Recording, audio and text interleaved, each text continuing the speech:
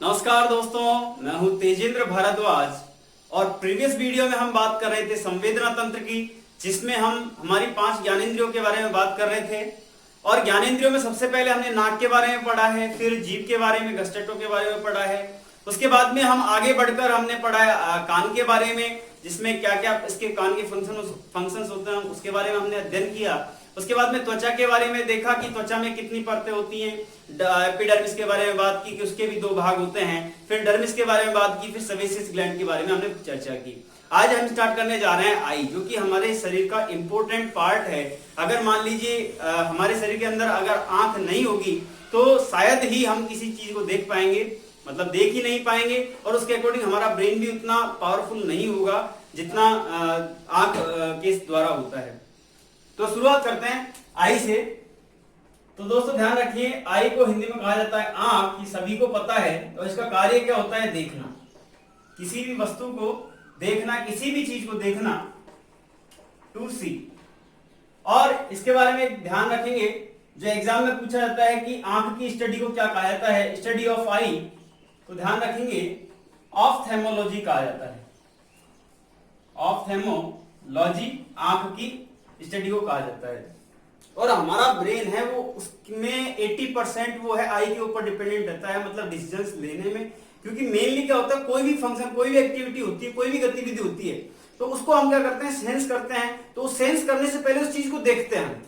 मान लीजिए कि हम किसी वस्तु में कोई बाहरी परिवर्तन हो रहा है, तो उसको देखेंगे, फिर ब्रेन हमारा तुरंत कार्य करेगा कि इसके अकॉर्डिंग कौन से पार्ट को है वो सिग्नल सेंड करना है। तो 80% जो है वो डिपेंड करता है ब्रेन हम ऐसे लिख सकते हैं, ब्रेन 80% डिपेंड करता है आईज पर, डिपेंड्स ऑन आईज। अब आई करते हैं, एक छोटा सा चित्र बनाते हैं आंख का। इस प्रकार से आंख होती है हमारी। इसके अंदर एक आइरिस होता है और एक पुतली होती है, प्यूपिल जिसे कहा जाता है। इसे पुतली कहा जाता है, प्यूपिल कहा जाता है, और इसको कहा जाता है आइरिस।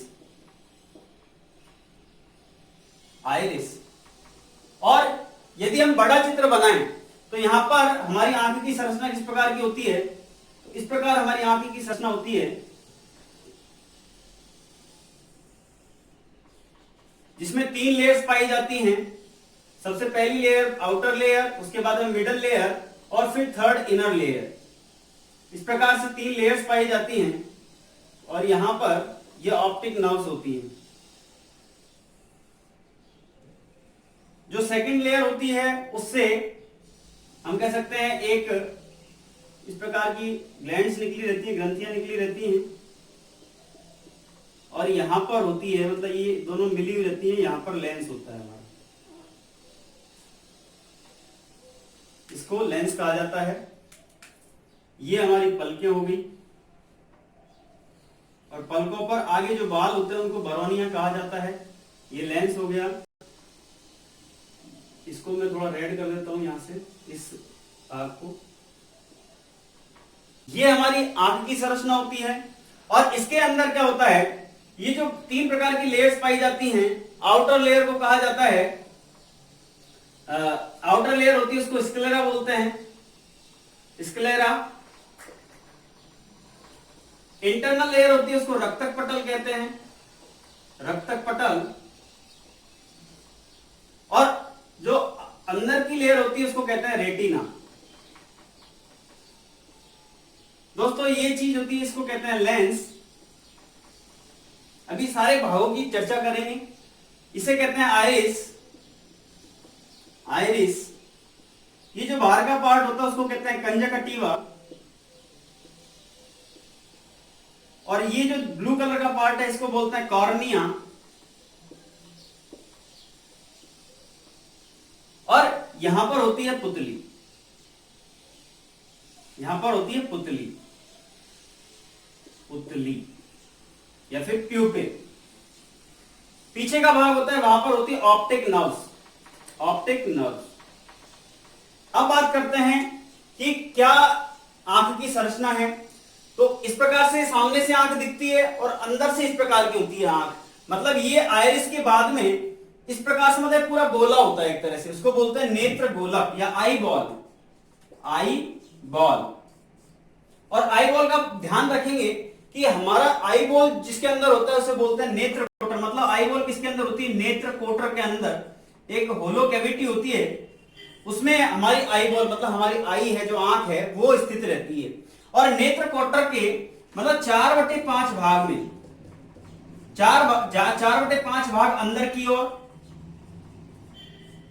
जो आंख होती है, आई बॉल होती है, वो 4/5 भाग अंदर की ओर रहती है और 1/5 भाग है वो बाहर होता है। 1/5 भाग है वो बाहर होता है। और जो 1/5 भाग जो बाहर होता है उसको क्या कहते हैं? कॉर्निया कहते हैं। कॉर्निया आपने देखा होगा ना, अगर इस तरफ देखेंगे तो ये पूरा पोर्शन 4/5 भाग है और ये आगे का पोर्शन है वो 1/5 भाग है और ये बाहर की ओर रहता है, इसको कॉर्निया कहते हैं।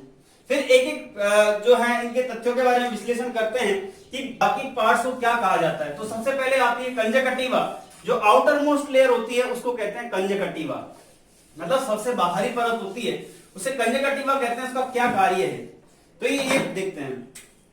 पहले आती है कंजक्टिवा। कंजक्टिवा तो दोस्तों ध्यान रखेंगे ये पारदर्शी परत है। पहले तो इसके बारे में, यह है पारदर्शी परत है, सबसे बाहरी परत। और यह कहां पर स्थित होती है? यह कॉर्निया के ऊपर फैली होती है। कॉर्निया के ऊपर फैली होती है। और एक बात और ध्यान रखेंगे, हमारे शरीर की सबसे पतली झिल्ली वो कौन सी होती है? कंजक्टिवा होती है। मतलब अगर हम कहें जो हमारा अधिचर्म था, एपिडर्मिस था, उसकी भी मतलब उसका ही पार्ट है जो हम कह सकते हैं शरीर की अंदर की ओर जो होती है ना कॉर्निया के ऊपर, वो होता है कंजक्टिवा। इसमें एक रोग होता है, फ्लू हो जाता है, मतलब मान लीजिए कि इन्फ्लुएंजा वायरस का अगर प्रतिघात होता है हमारे शरीर की, हमारी आंख के ऊपर, तो आंख क्या होती है? रेड कलर की हो जाती है। और वो रेड कलर की जो चीज होती है वो कंजक्टिवा हो जाती है। मतलब सबसे ज्यादा प्रभावित कौन होता है? कंजक्टिवा होता है और उसे कहते हैं हम कंजक्टिवाइटिस रोग। फिर सेकंड आता है कॉर्निया। तो कॉर्निया की बात करेंगे। जो कॉर्निया है वो 1/5 भाग जो बाहर की ओर आया हुआ है, मतलब वो बाहर है बाहर की ओर, ये जो गोल गोल आपको दिखता है बाहर की ओर, ये कॉर्निया कहलाता है। इसके बारे में एक ध्यान रखेंगे बात कि नेत्रदान जब भी किया जाता है, मतलब आई ट्रांसप्लांटेशन किया जाता है किसी मृत व्यक्ति का या किसी भी व्यक्ति का, तो नेत्रदान में किसका यूज होता है? कॉर्निया का। कॉर्निया का यूज किया जाता है नेत्रदान में।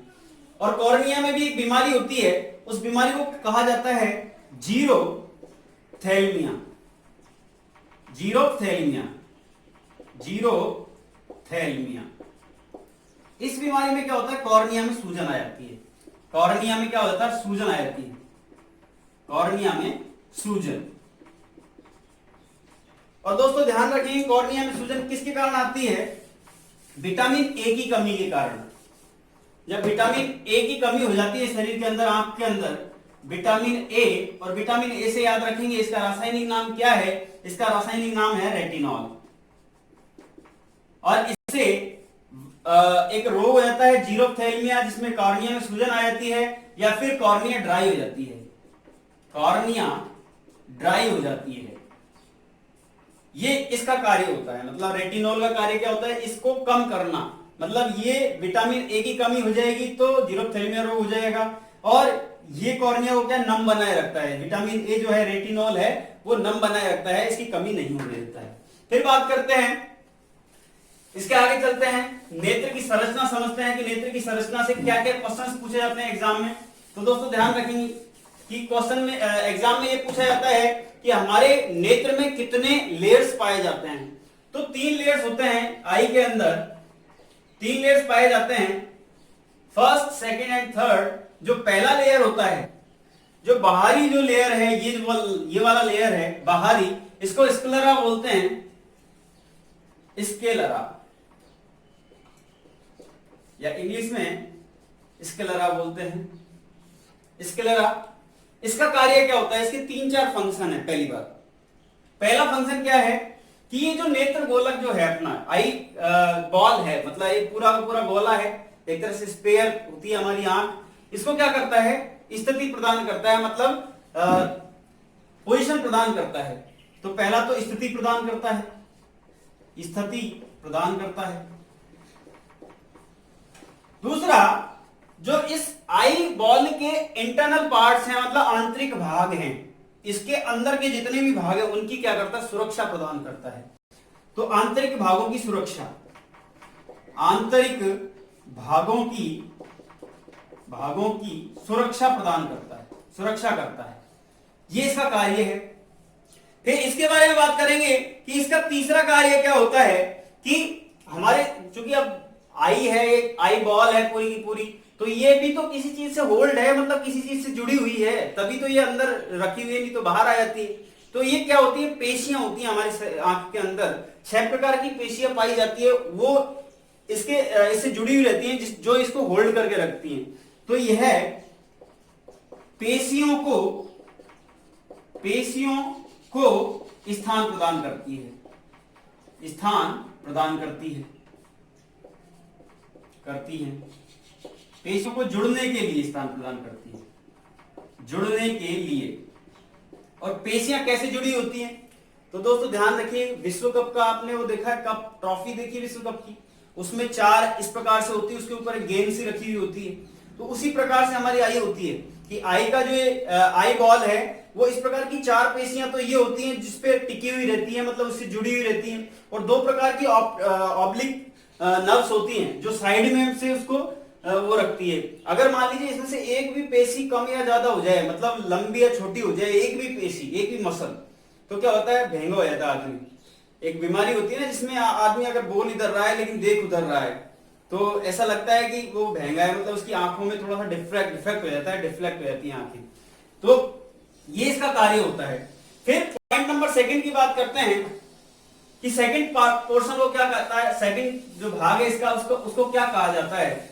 तो दोस्तों ध्यान रखेंगे, इसका सेकंड पार्ट है कॉर्नोइड, जिसको रक्तक पटल कहा जाता है, कॉर्नोइड, और इसको कहा जाता है रक्तक पटल, रक्तक पटल। जैसा कि नाम से पता चल रहा होगा आपको, रक्तक पटल, यह तो सेकंड पार्ट है, मतलब ये मध्य स्तर है, मध्य भाग है इसका, आंख का, आंख की जो 3 लेयर्स हैं, परतों का दूसरा भाग है जिसको रक्तक पटल कहा जाता है।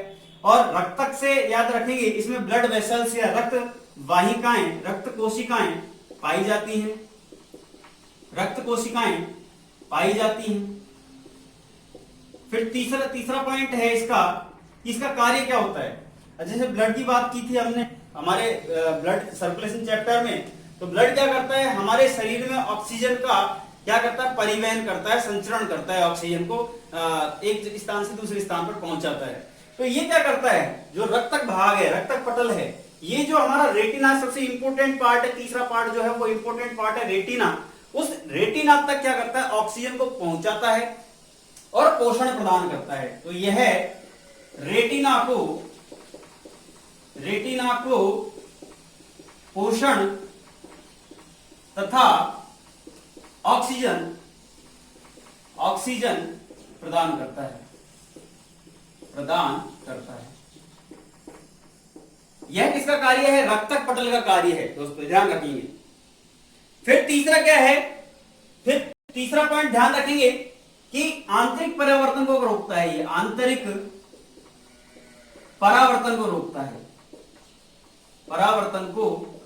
है, अब वो आंतरिक परावर्तन को कैसे रोकता है, तो दोस्तों ध्यान रखिए, कई बार बाइक पे जब अपन हेलमेट का कांच लगाते हैं तो रिफ्लेक्शन, सामने से आने वाले वाहनों का जो लाइट पड़ती है हमारे हेलमेट के कांच पर, तो रिफ्लेक्शन होता है, मतलब हमको कुछ दिखाई नहीं देता, लेकिन जैसे अपन कांच ऊपर कर लेते हैं तो हमको ठीक ठाक दिखने लगता है। ऐसा क्यों, कि आंतरिक परावर्तन जो होता है, अगर हमने कांच लगा लिया तो आंतरिक मतलब रिफ्लेक्शन होगा, और अगर मान लीजिए आंख में प्रकाश आ रहा है तो उसको रोक लेता है, मतलब उसको बाहर रिफ्लेक्ट नहीं होने देता है उस प्रकाश को। जो ये क्या करता है, ब्लैक बॉडी की तरह कार्य करता है, कृष्णिका की तरह, ब्लैक बॉडी मतलब कृष्णिका की तरह कार्य करता है। और कृष्णिका क्या होती है, तो ये बात ध्यान रखेंगे कि कृष्णिका एक वह बॉडी होती है कि जिसके ऊपर प्रकाश यदि पड़ता है तो वो सारे प्रकाश की तरंगों को, किरणों को एब्जॉर्ब कर लेता है, वापस रिफ्लेक्ट नहीं करता है। तो ये कॉर्नोइड के मतलब सेकंड पार्ट है, इसका रक्तक पटल कहते हैं। फिर यहाँ पर जब अपन देखते हैं तो ये सेकंड पोर्शन है ये रक्तक पटल का, ये आगे जाकर किसका निर्माण करती है, ये जो चीज है ये आइरिस का निर्माण करती है। मतलब इसी की जो ग्रंथियां हैं वो आगे फैल जाती हैं आंख के ऊपर, जो कॉर्निया है उसके ऊपर, और आइरिस का निर्माण करती है। और आइरिस की बात करेंगे अभी, तो आइरिस का कार्य क्या होता है उससे पहले रेटिना की बात करते हैं। तो तीसरा पॉइंट है हमारा, तीसरा भाग है उसको रेटिना कहा जाता है। सबसे इंपोर्टेंट, हमारे शरीर का सबसे इंपोर्टेंट पार्ट है जिसको रेटिना कहा जाता है। फिर तीसरी बात करते हैं रेटिना की। तो दोस्तों ध्यान रखेंगे, रेटिना आंख का सबसे इंपोर्टेंट हिस्सा है। मतलब यह क्या करता है, इस पर इमेज बनती है। इमेज का मतलब कह सकते हैं प्रतिबिंब बनता है, ये प्रतिबिंब, वस्तु का प्रतिबिंब रेटिना के ऊपर प्रतिबिंब बनता है। और वह कैसा बनता है, वह वास्तविक मतलब रियल होता है, वास्तविक, उल्टा और छोटा, उल्टा और छोटा। अभी देखेंगे वो किस प्रकार से बनता है, यह रेटिना का कार्य होता है। उससे पहले देखते हैं रेटिना के भी दो भाग होते हैं, कौन कौन से होते हैं। तो इसके दो भाग होते हैं, इसमें दो प्रकार की सेल्स पाई जाती हैं। एक सेल होती है रॉड सेल्स, रॉड सेल्स, और दूसरी होती है कॉन सेल्स। जो रॉड सेल्स होती हैं इसमें विटामिन ए के द्वारा किसका निर्माण होता है, रोडोप्सिन सेल्स का। इसमें विटामिन ए के द्वारा, यहां लिख देता हूं, विटामिन ए के द्वारा, और विटामिन ए का अभी थोड़ी देर पहले ही पढ़ा था, रासायनिक नाम रेटिनॉल होता है। ए के द्वारा रोडोप्सिन सेल्स का निर्माण, रोडोप्सिन सेल्स का निर्माण करता है। और इसमें क्या होता है, जो कॉन सेल्स होती हैं उसमें आयोडोप्सिन, आयोडोप्सिन सेल्स का निर्माण होता है। जब रोडोप्सिन सेल्स का निर्माण करता है विटामिन ए, तो इसका कार्य क्या होता है, इसका कार्य होता है कि यदि कम प्रकाश होता है, डिम लाइट होती है, तो डिम लाइट या कम प्रकाश में देखने में हेल्प करता है, कम प्रकाश में देखने में हेल्प करता है, देखने में हेल्प करता है। और ये क्या करता है, आयोडोप्सिन सेल, ज्यादा प्रकाश होता है तो ज्यादा प्रकाश में देखने में हेल्प करता है, ज्यादा प्रकाश में देखने में हेल्प करता है। अच्छा, यदि इसकी कमी हो जाए, रॉड सेल्स की कमी हो जाए या विटामिन ए की कमी हो जाए, तो विटामिन ए की कमी से हम कहते हैं रतौंधी नामक रोग होता है। तो वो इसी को कहते हैं रतौंधी। किस चीज को कहते हैं कि यदि हमको कम प्रकाश में भी यदि दिखाई नहीं देता है, मतलब थोड़ा सा अगर लाइट होती है थोड़ी सी भी, तो हम क्या है कि अंधेरे में भी देख पाते हैं हल्का सा। लेकिन यदि विटामिन ए की कमी हो जाए तो विटामिन ए क्या है, रोडोप्सिन सेल्स का निर्माण नहीं कर पाएगा। और जब रोडोप्सिन सेल्स का निर्माण नहीं होगा तो वो डिम लाइट में देखने में है मदद नहीं कर पाएगा, हेल्प नहीं कर पाएगा, और उसी बीमारी को कहा जाता है रतौंधी। रतौंधी इसको कहते हैं, इस बीमारी को।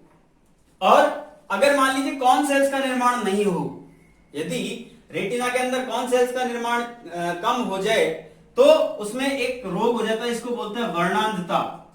वर्णांधता मतलब कुछ ऐसे कलर्स हैं वो हमको दिखाई नहीं देते हैं, उनका पता नहीं लगा पाते हैं, जैसे कि रेड सेल्स, मतलब रेड कलर, ब्लू कलर और ग्रीन कलर। इसके भी 3 पार्ट्स अभी देखते हैं। तो इनमें क्या होता है, जैसे कॉन सेल्स हो गई, तो कॉन सेल्स में ये कॉन सेल क्या करती हैं, रंगों की पहचान करवाने में हेल्प करती है। अगर इसकी कमी हो जाए तो इसको वर्णांधता कहते हैं। तो जो कॉन सेल्स होती हैं, कॉन सेल्स रंगों की पहचान में मदद, रंगों के पहचान में क्या करती है, मदद करती है, हेल्प करती है। और किस पर डिपेंड करती है रंगों का पहचान, अगर मान लीजिए इसकी कमी हो जाए, कॉन सेल्स की कमी से इसे कहते हैं वर्णांधता। वर्णांधता मतलब जो रंग हैं उनमें कंफ्यूजन रहता है कि रेड है कि ब्लू है कि ग्रीन है, और यह डिपेंड किस पे करता है, डिपेंड करता है जीन पर। मतलब ये एक आनुवांशिक रोग है, आनुवांशिक रोग है। और ध्यान रखेंगे दोस्तों, इसके अंदर 3 प्रकार के होते हैं, रेड, ब्लू और ग्रीन। एक वर्णक होता है रेड सेल्स के लिए जिसको बोलते हैं एरिथ्रोलैब, इसको बोलते हैं साइनोलैब और इसको बोलते हैं क्लोरोलैब।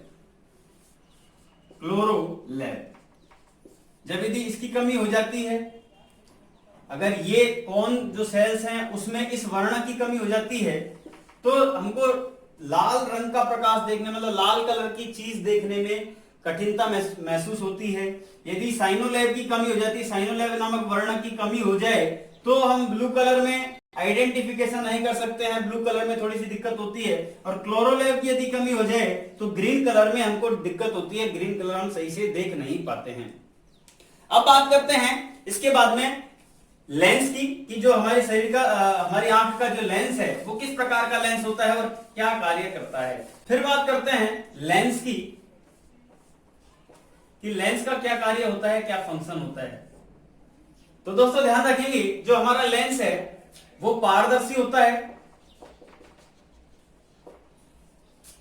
ये पुतली और आइरिस के जस्ट पीछे का भाग होता है, पुतली व आइरिस के पीछे, आइरिस के पीछे होता है। किस टाइप का होता है हमारा जो लेंस होता है वो उत्तल लेंस होता है, उत्तल लेंस या इसको कहते हैं कॉन्वेक्स। इसका कार्य क्या होता है उत्तल लेंस का कि मान लीजिए प्रकाश की किरणें इस प्रकार से आई, लेंस से टकराने के बाद में एक बिंदु पर केंद्रित हो जाती है, ये उत्तल लेंस का कार्य होता है। और ये बिंदु क्या कहलाता है, इसको बोलता है रेटिना, और ये होता है हमारा लेंस। और तीसरी बात, पहली तो होगी पारदर्शी होता है ये उत्तल लेंस, और ये क्या करता है फोकस करता है, फोकस मतलब केंद्रित करता है, प्रकाश को केंद्रित करता है, ये इसके कार्य हैं। अब देखिए हमने लेंस की बात, रेटिना की जब बात की थी तो रेटिना में हमने कहा था कि इमेज है उसका प्रतिबिंब क्या बनेगा, उल्टा बनेगा, वास्तविक बनेगा। वो कैसे बनता है कि मान लीजिए ये हमारी आंख है, इसी को यहां देखते हैं, आउटर पार्ट उसको कंजक्टिवा कहा जाता है। फिर कॉर्निया एक लेयर होती है वो भी पारदर्शी होती है, फर्स्ट पारदर्शी transparent layer, first transparent parent layer मतलब पारदर्शी परत। पहली पारदर्शी परत कौन सी है, वो कंजक्टिवा है, यहां पर लिख दूं कंजक्टिवा। दूसरी है कॉर्निया। उसके बाद में क्या होता है हमारा लेंस होता है, और लेंस के बाद में क्या होता है रेटिना होता है। मान लीजिए रेटिना है, ये रेटिना है। तो कोई वस्तु है यहां पर, वस्तु मैं इस प्रकार से बना देता हूं। अब ये क्या करेगा, लेंस पर इसका फोकस होगा, तो मान लीजिए यहां से प्रकाश की किरणें चली और लेंस पर जाकर गिरी, और लेंस से क्या हो जाएंगी, यहां पर रेटिना पर केंद्रित हो जाएंगी। तो रेटिना पर जो प्रकाश, जो हमारा डायग्राम बनेगा मतलब प्रतिबिंब बनेगा, वो किस प्रकार का होगा, तो हम कह सकते हैं रेटिना पर उल्टा होगा, इस प्रकार से, ये इस प्रकार से ये बनेगा, मतलब उल्टा प्रतिबिंब बनता है। फिर यहां से रेटिना के साथ में ऑप्टिक नर्व जुड़ी होती हैं, ये उल्टे प्रतिबिंब को कहां पर रिफ्लेक्ट करती हैं, कहां पर ट्रांसफर करती हैं, इसके सिग्नल्स माइंड तक ऑप्टिक नर्व के थ्रू जाता है, और माइंड उसको सीधा करके देखता है, ताकि फिर माइंड को पता लग जाता है कि हाँ भाई ये वस्तु है। तो ये इसका कार्य होता है। फिर बात करते हैं लेंस के बारे में कि यदि मान लीजिए लेंस के ऊपर हमारा जो ये लेंस है, इसमें यदि इसकी जो इसका हमने कहा लचीला होता है, ये जो लेंस होता है वो लचीला भी होता है, और ये ऑटो एडजस्टेबल होता है, मतलब खुद ही अपने आप ही एडजस्ट करता रहता है, ऑटो फोकस करता रहता है। यदि इसका लचीलापन खत्म हो जाता है तो इसमें भी एक क्या होता है, एक रोग हो जाता है। यदि लेंस के ऊपर कुछ डस्ट पार्टिकल्स जम जाते हैं, धूल के कण जम जाते हैं, तो उसमें भी एक रोग होता है। उन रोगों के बारे में चर्चा करेंगे। तो सबसे पहला आता है दोस्तों, एग्जाम पॉइंट ऑफ व्यू से सबसे इंपॉर्टेंट यही होते हैं कि लेंस के जो रोग होते हैं, जो दूर दृष्टि दोष जिसे कहा जाता है, वो एग्जाम में सबसे ज्यादा पूछे जाते हैं। तो दृष्टि दोष हम यहां पढ़ेंगे, दृष्टि दोष वो लेंस से संबंधित है। तो सबसे पहला आता है जिसको बोलते हैं निकट दृष्टि दोष, निकट दृष्टि दोष, और इसे कहा जाता है मायोपिया, मायोपिया। इसमें क्या होता है, नाम तो निकट दृष्टि दोष है, लेकिन दूर की वस्तु अस्पष्ट होती है, यह स्पष्ट दिखाई नहीं देती, स्पष्ट दिखाई नहीं देती। दूर की वस्तु स्पष्ट दिखाई नहीं देती, पास की वस्तु तो स्पष्ट दिखाई देती है। ऐसा क्यों होता है कि जो प्रतिबिंब बनता है, मान लीजिए ये प्रतिबिंब है, तो ये रेटिना से क्या होता है, पहले बन जाता है। मतलब ये लेंस है और ये रेटिना है, मान लीजिए ये रेटिना है, तो इसका प्रतिबिंब है वो यहां पर बन जाएगा, इस पॉइंट पर। मतलब जो इसकी प्रकाश की किरणें हैं वो रेटिना तक पहुंच ही नहीं पाती है। इस वजह से ये रोग होता है, कौन सा, निकट दृष्टि दोष। इसका उपचार क्या है, उपचार के लिए तो दोस्तों ध्यान रखेंगे, एक लेंस आता है जिसको कहा जाता है अवतल लेंस, और उसका कार्य क्या होता है, प्रकाश की किरणों को स्कैटरिंग करना, मतलब फैलाना। अगर मान लीजिए मैं यहाँ पर अवतल लेंस का प्रयोग करता हूं, ये इस प्रकार से एक लेंस होता है अवतल लेंस, तो ये क्या करेगा, प्रकाश की किरणों को यहां से फैलाएगा, इस प्रकार से इसका प्रतिबिंब बनेगा, यहां तक पहुंचेंगी किरणें, तो इसका प्रतिबिंब पूरा का पूरा मतलब उसको एडजस्टेबल हो जाएगा, मतलब दिखेगा। अवतल लेंस का प्रयोग किया जाता है, लेंस का प्रयोग। और निकट दृष्टि दोष से एक बात और ध्यान रखेंगे, इसमें क्या होता है, दूर की वस्तु स्पष्ट दिखाई नहीं देती, तो जो लिमिट होती है हमारी देखने की, किसी भी चीज को देखने की लिमिट जो साफ दिखती है 25 सेंटीमीटर, 25 सेंटीमीटर पर कोई भी वस्तु हमें साफ दिखती है, साफ। दूसरा आता है दूर दृष्टि दोष, दूर दृष्टि दोष, जिसे कहा जाता है हाइपरमेट्रोपिया, हाइपरमेट्रोपिया। इसमें क्या होता है, नाम तो दूर का है, दूर की वस्तु तो साफ दिखेगी, लेकिन निकट की वस्तु नहीं दिखती। निकट की मतलब पास की वस्तु स्पष्ट नहीं दिखती, स्पष्ट नहीं दिखती इस रोग में। इसमें क्या होता है, अभी हमने बात की थी कि जो प्रतिबिंब होता है वो रेटिना से पहले बन जाता है, इसके अंदर क्या होता है, रेटिना के बाद में बनता है। जो प्रतिबिंब होता है वो रेटिना के बाद में बनता है, ये रेटिना यहां पर, और इसके बाद में बनेगा इस प्रकार से, यहां पर प्रतिबिंब बनेगा और रेटिना यहां पर ही रह गया। तो इसके लिए क्या करेंगे, इसके उपचार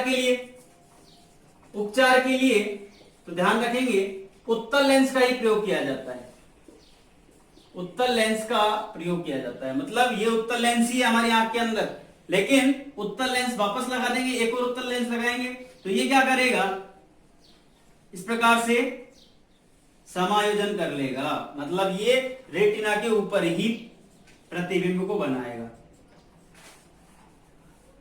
फिर तीसरा रोग जो आता है उसको बोलते हैं जरा दृष्टि दोष या जरा दृष्टि रोग। उसमें क्या होता है, जब ओल्ड एज हो जाती है, मतलब बूढ़े लोग हो जाते हैं, बूढ़े लोगों को क्या होता है कि न तो पास की वस्तु साफ दिखती है और न ही दूर की वस्तु साफ दिखती है, इसमें दोनों ही प्रॉब्लम्स होती हैं, दूर की और पास की दोनों की। तो उसे बोलते हैं तीसरा जरा दृष्टि दोष, जरा दृष्टि दोष, दृष्टि दोष। और इसको क्या कहते हैं, इसको बोलते हैं प्रेस बायोपिया, इसको कहा जाता है प्रेस बायोपिया। और इसमें दोनों ही मतलब पास की और दूर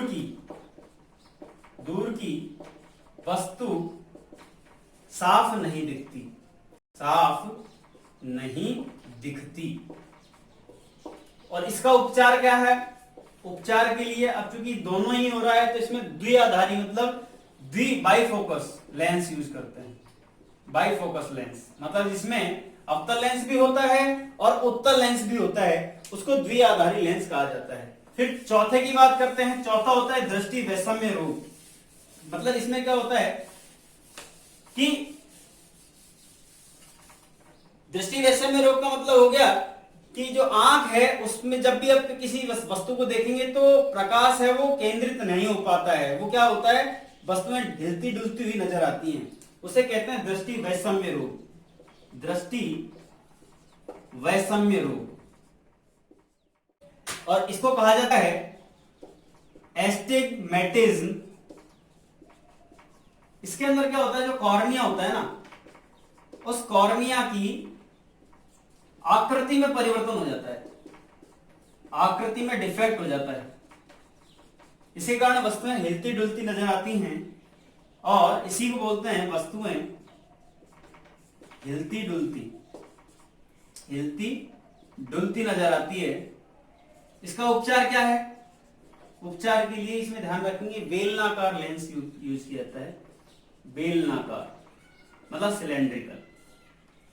फिर पांचवा जो रोग आता है उसे कहते हैं भेंगापन। तो दोस्तों अभी थोड़ी देर पहले हमने हल्का इसकी बात की थी कि भेंगापन क्या होता है, कि व्यक्ति देखता इधर है लेकिन उसकी दृष्टि उधर होती है। ऐसा क्यों होता है कि इस जो लेंस हम कह सकते हैं, हमारा जो आई है, आई बॉल है, उस आई बॉल को होल्ड करने के लिए कुछ मांसपेशियां होती हैं, रेक्टस मसल्स होती हैं, ऑब्लिक मसल्स होती हैं, 6 प्रकार की मतलब कुल मिला के मांसपेशियां पाई जाती हैं। उन मांसपेशियों में से एक की भी लंबाई थोड़ी सी कम या ज्यादा हो जाती है, तो उसके कारण क्या होता है कि ये इधर उधर से मतलब वो उसको एडजस्ट नहीं कर पाती है और व्यक्ति ऐसा होता है जिससे उसको भेंगापन कहते हैं। फिर इसके बारे में कुछ इंपॉर्टेंट पॉइंट्स है, उसके बारे में डिस्कस करते हैं। सबसे पहले आइरिस की बात कर रहे थे हम। तो आइरिस का काम क्या होता है दोस्तों? आइरिस का कार्य ये होता है कि यह इस जो प्यूपिल है मतलब पुतली है, उस पुतली के आकार को कंट्रोल करती है, मतलब नियंत्रित करती है, एडजस्ट करती है। और पुतली का क्या कार्य हमने देख लिया। पुतली का कार्य है प्रकाश की मात्रा को नियंत्रण करना, प्रकाश की मात्रा नियंत्रण करना। तेज प्रकाश में कम हो जाती है, इसका व्यास कम हो जाता है, और कम लाइट होती है उसमें, अंधेरे में क्या होता है, हम आंख फाड़ के देखते हैं।